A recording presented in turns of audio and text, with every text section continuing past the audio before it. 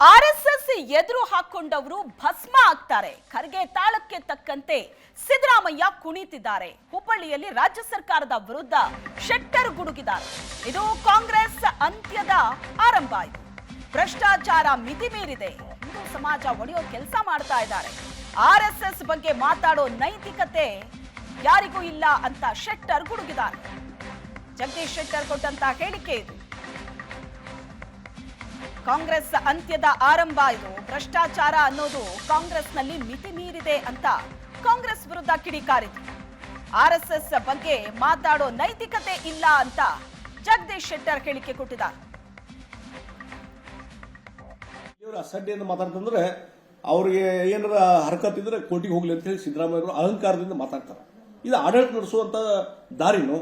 ಹೀಗಾಗಿ ಈ ಫೇಲ್ಯೂರ್ ಮುಚ್ಕೊಳ್ಳಿಕ್ಕೆ ಇವತ್ತು ಒಂದಿಲ್ಲ ಒಂದು ಇಶ್ಯೂ ರೇಜ್ ಮಾಡ್ಕೊಂಡು ಹೊಂಟಿದ್ದಾರೆ ಸಿದ್ದರಾಮಯ್ಯ ರೇಜ್ ಮಾಡ್ತಿದ್ರೆ ಈ ಅದಕ್ಕೆ ಕೈ ಜೋಡಿಸುವಂತ ಕೆಲಸ ಪ್ರಿಯಾಂಕಾ ಖರ್ಗೆ. ಬಹುಶಃ ಪ್ರಿಯಾಂಕಾ ಖರ್ಗೆ ತಮ್ಮ RDPI ಡಿಪಾರ್ಟ್ಮೆಂಟ್ ತಮ್ಮದೇನು ಇಲಾಖೆ ಇದೆ ITBT ಅದರ ಬಗ್ಗೆ ಕಾಳಜಿ ತೆಗೆದುಕೊಳ್ಳೋದು ಬಿಟ್ಟು, ಅದರ ಬಗ್ಗೆ ಪರ್ಫಾರ್ಮೆನ್ಸ್ ಮಾಡೋದು ಬಿಟ್ಟು ಇಡೀ ಜಿಲ್ಲೆಯಲ್ಲಿ ಎಲ್ಲಿ ಪ್ರವಾಸ ಮಾಡಿದಾರದು? ಯಾವ ಜಿಲ್ಲೆಯಲ್ಲಿ ಪ್ರವಾಸ ಮಾಡಲಿಲ್ಲ ಮತ್ತು ತಮ್ಮ ಇಲಾಖೆ ಬಗ್ಗೆ ಏನು ಪರ್ಫಾರ್ಮೆನ್ಸ್ ಇಲ್ಲ.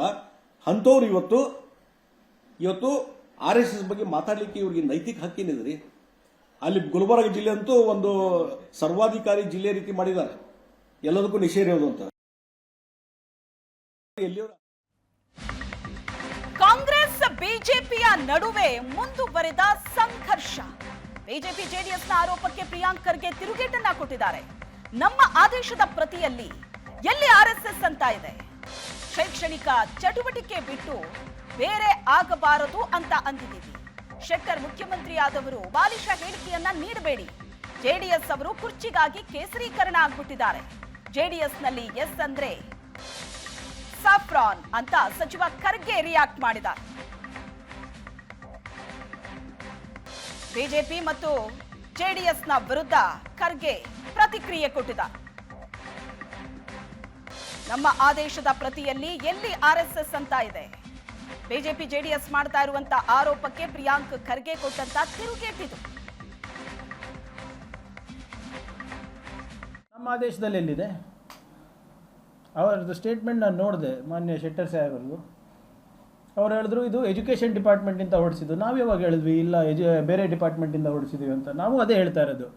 ನೀವು ಮುಖ್ಯಮಂತ್ರಿ ಇದ್ದಾಗ ಶಿಕ್ಷಣ ಇಲಾಖೆಯಿಂದ ಶೈಕ್ಷಣಿಕ ಚಟುವಟಿಕೆ ಬಿಟ್ಟು ಸರ್ಕಾರಿ ಆವರಣದಲ್ಲಿ ಶಾಲೆಗಳಿರ್ಬೋದು, ಕಾಲೇಜ್ಗಳಿರ್ಬೋದು, ಬೇರೆ ಯಾವುದು ಚಟುವಟಿಕೆ ನಡೀಬಾರ್ದು ಅಂತ ಅರ್ಜಿಗಳು, ಪ್ರಸ್ತಾವನೆಗಳು ಕೂಡ ನೀವು ಸಲ್ಲಿಸಕ್ಕೆ ಹೋಗಬೇಡಿ ಅಂತ ಆದೇಶದಲ್ಲಿದೆ. ನಾವು ಯಾವಾಗ ಹೇಳಿದ್ವಿ ಬೇರೆಯವ್ರು ಹೊಡಿಸಿದ್ದು ಅಂತ?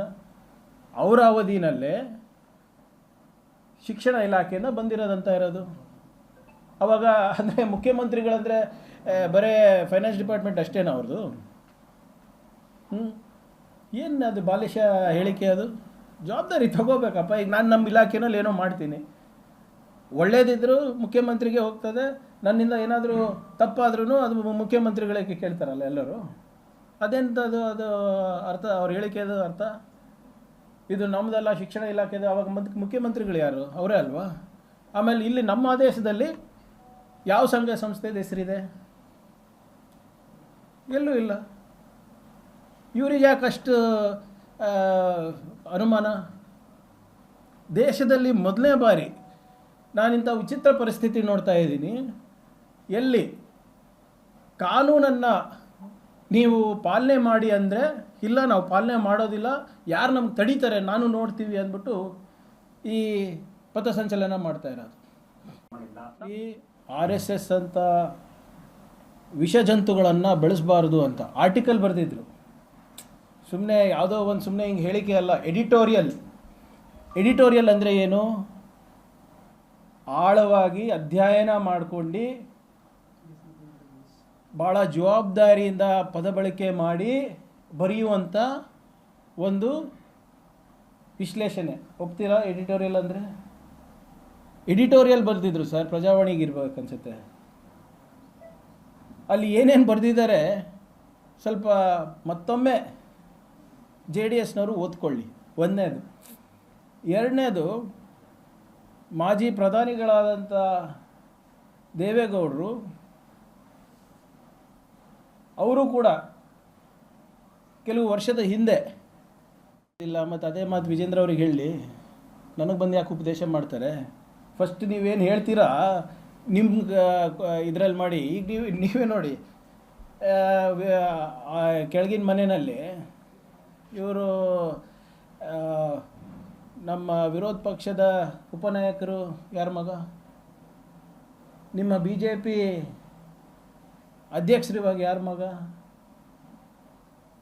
ಏನು ಅಷ್ಟು ಅಂದರೆ ನೀವಾಗಬೇಕಾಗಿರೋ ಅವರೇ ಆಗಬೇಕಾಗಿತ್ತಂತಲ್ಲ ಬಿ ಜೆ ಪಿ ಅಧ್ಯಕ್ಷರು ಸುನೀಲ್ ಅವರು. ವಿಜೇಂದ್ರ ಅವ್ರು ಹೆಂಗಾದರು?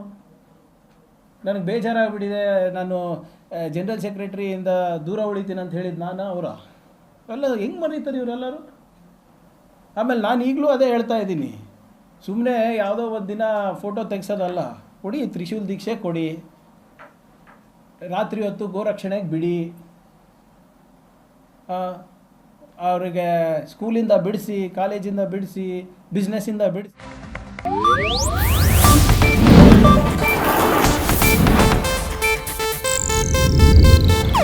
ಇದು ಏಷ್ಯಾನೆಟ್ ನ್ಯೂಸ್ ನೆಟ್ವರ್ಕ್ ಪ್ರಸ್ತುತಿ.